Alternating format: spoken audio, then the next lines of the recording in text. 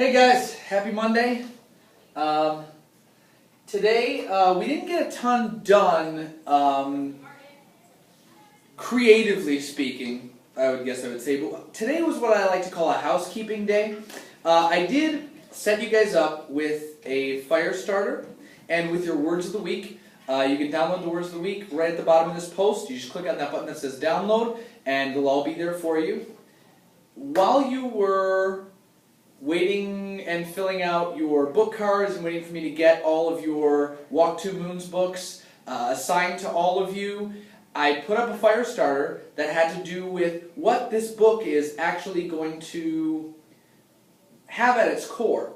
The fire starter was storytelling is a living, breathing creature, and I asked you if you agreed with that quote, and I also asked you if that was ever true at a time in your life when a story that you told, maybe it was even a lie or a fib, kind of just got so overwhelming and it almost got out of control and it took on a life of its own.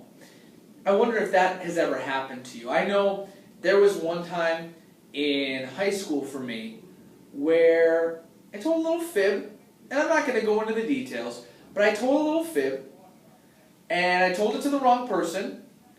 And when it came back around, back to me, and I found out it had become this big thing, I had an awful lot of friends who were pretty mad at me for something that I thought was really, really harmless, because the story had been changed so many times since I had spoken it that I didn't even recognize it, frankly.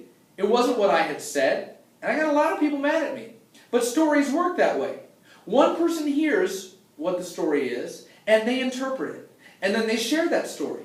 And then the person who gets that story shared with them has their own interpretation. And then they wind up shifting their understanding and re-communicating it to somebody else. And so sometimes storytelling has a tendency to shift as it moves from person to person. Well, that's one of the themes that's going to be explored in Walk Two Moons by Sharon Creech. And so while I was kind of getting everybody situated with their books, and you were filling out book cards, and I was checking homework, which was your summaries that I had you guys go over the weekend, I came around with this stamp as well while you guys were writing that. And this stamp, it's important for you to know, this is how I'm going to check in your homework throughout the course of this unit. Now, you are going to be responsible for holding on to your unit packet the whole time. This unit packet right here. You are going to be responsible for holding on to it at all times. And the only way I'm going to know at the end of the unit that you did your homework every day is through the amount of stamps that you receive. It says, this homework is of an acceptable quality and was completed for class on, and then it's got a little date changer. Mr. Kaz thanks you for respecting your brain and your education. This is the only thing I've got to go on. I don't write down who had their homework and who didn't every day. I'm going to rely on my stamps. And what that means is, it's going to necessitate, which means make necessary, you being responsible. These fancy things right here are for an even fancier thing called a 3-ring binder. If you clamp these in to a 3-ring binder, it'll never go anywhere. You need to be responsible for hanging on to this, because if you do all of your homework, the entire unit, and then like a week before the end of it, you get irresponsible with your stuff and lose the packet, I don't have any record of all of the homework that you did. And then you would have done all that work and not gotten any credit for it, and that doesn't make sense. So it's important that you hang on to this. It's important that you're prepared every day. I will make sure that that happens. Once we get all that housekeeping stuff done, I moved on to explaining all of the different things that I am expecting from you with your amount of graphic organizers that you have for this book. Now, I shared with you today that the reason that I'm having you do all these organizers is because you're not really used to doing all of the 8 things that a good reader does all the time.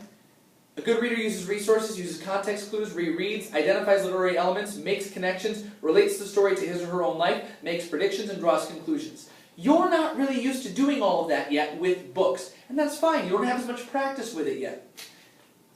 The graphic organizers I'm having you fill out throughout the course of this book, they are going to help you with that. But I want to make sure you understand them, which is why I went in depth and explained all of them today for you, because you're going to be expected to be doing this as we go along.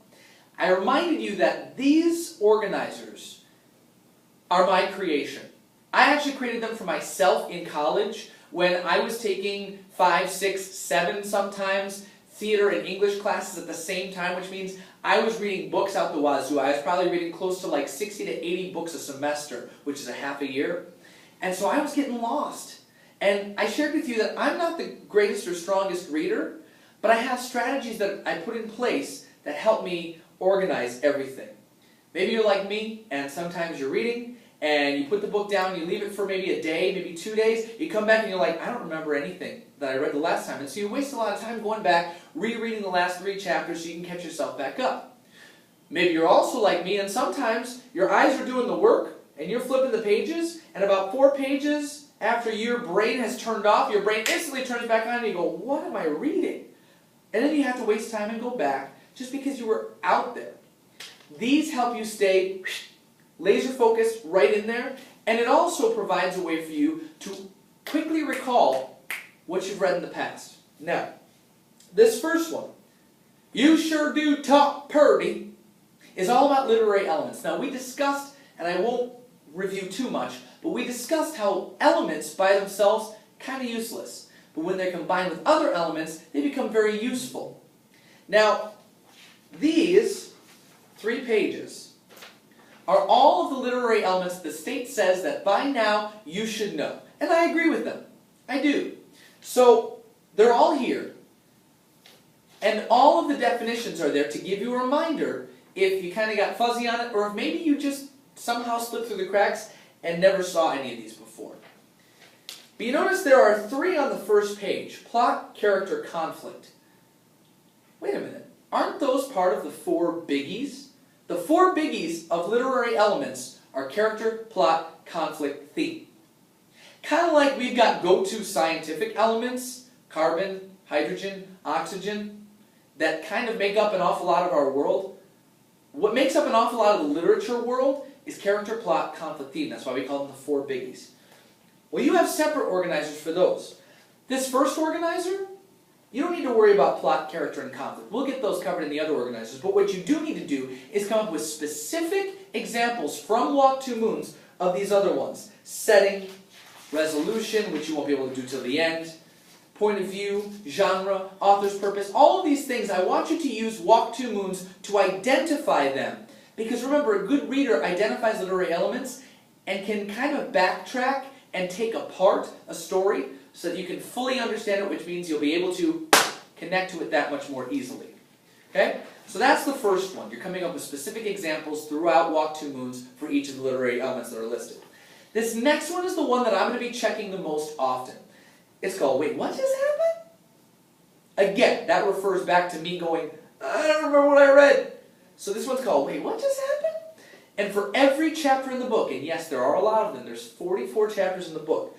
For every chapter, you're going to give me the chapter number, and you're going to give me all of the characters that appeared in that chapter, plot points, and remember, plot is what happened in the story. Now, I didn't give you a lot of room, which means you're not going to write sentences, you're going to write bullet points. Those bullet points are going to be what happened in the story. Same thing for conflicts. You might be talking about conflicts that have been going on through the entire book, or new ones that popped up within this chapter. Again, just bullet points. You don't have a ton of room, but I want you to be able to keep in your head all of the stuff that you've been reading.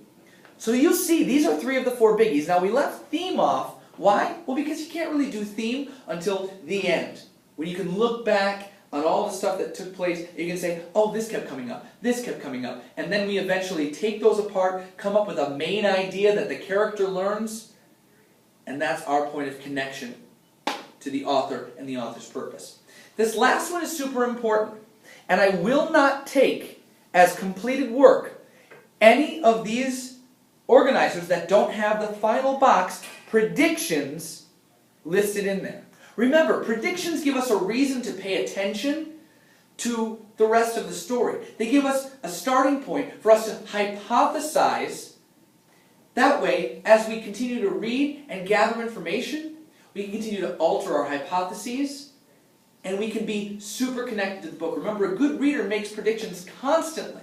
So I'm asking you to make predictions constantly. You are going to do this for every chapter while we are reading. Don't wait for the end and go back. No, you're going to do it while we're reading. That way, it accomplishes the purpose of keeping you laser focused and in the moment. The next one is called Who Dat? Now this Who Dat organizer, there's a lot of characters in some books. There's a lot of characters in this book. As new characters show up, you're going to be responsible for writing their name in the leftmost column.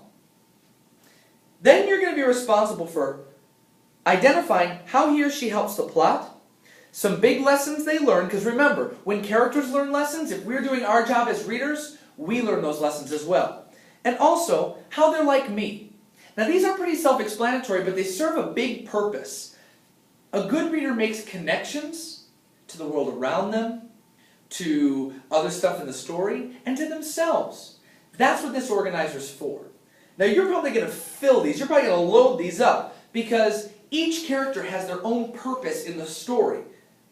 And a lot of them learn an awful lot of lessons. So I gave you an example for Sal, how she helps the plot. Well, she's the narrator and she's the protagonist. She is the story, basically. That's one aspect of her and how she helps the plot. Some big lessons she learned. I wrote in, beneath Phoebe's story was another one, mine.